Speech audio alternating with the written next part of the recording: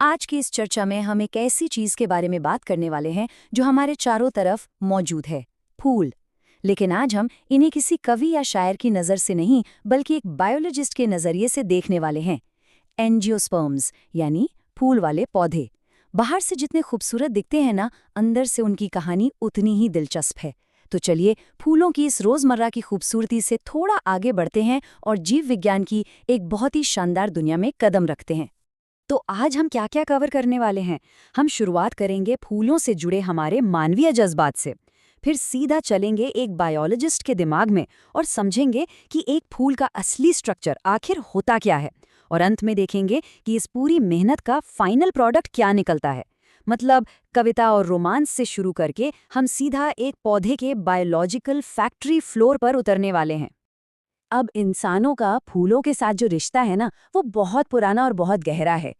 लेकिन आगे बढ़ने से पहले जरा सोचिए, क्या प्रकृति ने इतने रंग बिरंगे फूल सिर्फ हमारी आंखों को सुकून देने के लिए बनाए हैं? क्या इनका वजूद सिर्फ हमारी दुनिया की खूबसूरती बढ़ाने के लिए है? ये एक ऐसा सवाल है जो हमारी रोजमर्रा की सोच को पूरी तरह से पलट कर रख देता है। देखिए, सदियों से हम फूलों का इस्तेमाल करते आ रहे हैं। घर सजाने के लिए, गहनों के तौर पर या फिर पूजा पाठ और सामाजिक आयोजनों में। प्यार जताना हो, कोई बड़ी खुशी मनानी हो या फिर किसी गहरे दुख का इजहार करना हो, हमारी हर भावना को व्यक्त करने का ये सबसे सशक्त माध्यम रहे हैं। लेकिन अब जरा अपना चश्मा बदलते हैं। चलिए देखते हैं कि विज्ञान आखिर किन खूबसूरत चीजों को किस तरह से देखता है। यहाँ ना दो बिल्कुल अलग दुनिया आपस में टकराती हैं।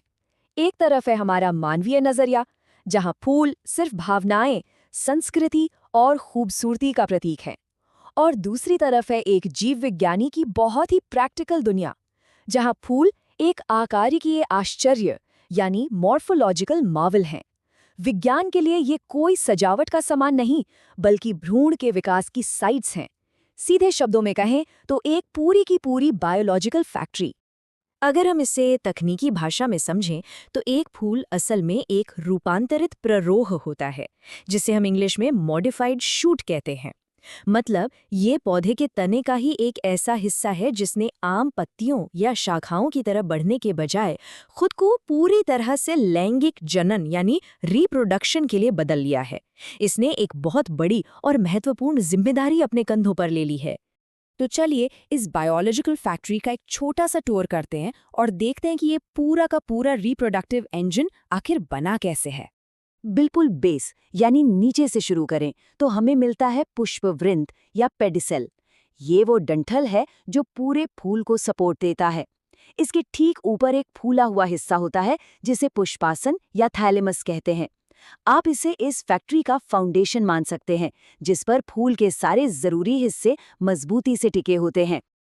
अब इस फाउंडेशन से थोड़ा ऊपर चलें तो हमें 4 मुख्य घेरे या चक्र मिलते हैं, जो बाहर से अंदर की तरफ बहुत ही सलीके से सजे होते हैं।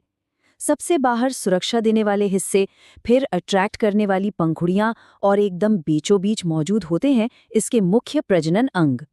बाहर के 2 चक्रों को जरा ध्यान से देखते हैं। सबसे पहला है बाह्यदल, जिसे कैलिक्स कहते हैं। ये आपने अक्सर हरे रंग का देखा होगा। इसका काम है जब फूल कली की अवस्था में हो तो उसकी ढाल बनकर हिफाजत करना। इसके बाद आती है पंखुड़ियां या कोरोला। ये इतनी रंग बिरंगी और आकर्षक क्यों होती हैं? क्योंकि ये एक तरह के बायोलॉजिकल बिलबोर्ड्स हैं। इनका काम है कीड़े मकोड़ों को अपनी तरफ खींचना, ताकि परागण यानी पॉलिनेशन का काम आसानी से हो सके। लेकिन इस पूरी फैक्ट्री की जो असली मशीनरी है ना, वो इसके एकदम केंद्र में है। ये है अंदर के 2 चक्र। पहला पुंकेसर या एंड्रोशियम, जो फूल का नरजनन भाग है, और बिल्कुल बीचों बीच बैठा है स्त्री केसर यानी गाइनेशियम, जो मादा जनन भाग है। यही वो जगह है जहां लैंगिक जनन की वास्तविक और सबसे जटिल प्रक्रियाएं घटित होती हैं। अब सवाल ये उठता है कि इतनी जटिल वास्तुकला, इतने सारे अलग अलग हिस्से, इन सब का अल्टीमेट गोल क्या है? ये सब हो किस लिए रहा है? असल में एंजियोस्पर्म्स में हमें जो इतनी भारी विविधता देखने को मिलती है, उसके पीछे सिर्फ एक ही मकसद है, अनुकूलन। पौधे खुद को अलग अलग वातावरण में ढालते हैं ताकि वो सफलतापूर्वक लैंगिक जनन कर सकें। और इस पूरी मेहनत का जो फाइनल प्रोडक्ट निकल कर आता है, वो है फल और बीज। एक पौधे के नज़रिए से देखें तो हर फूल की जिंदगी का यही सबसे अहम और अंतिम लक्ष्य है।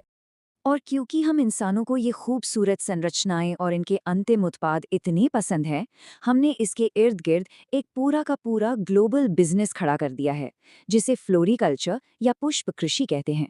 ये कमर्शियल लेवल पर फूलों की खेती है। मतलब हमने जीव विज्ञान की इस शानदार प्रक्रिया को अपनी अर्थव्यवस्था का एक बहुत बड़ा हिस्सा बना लिया है। तो आज हमने फूलों की दुनिया को एक बिल्कुल नए नजरिए से देखा। सिर्फ उनकी बाहरी खूबसूरती को नहीं, बल्कि उनके पीछे काम कर रहे विज्ञान को समझा।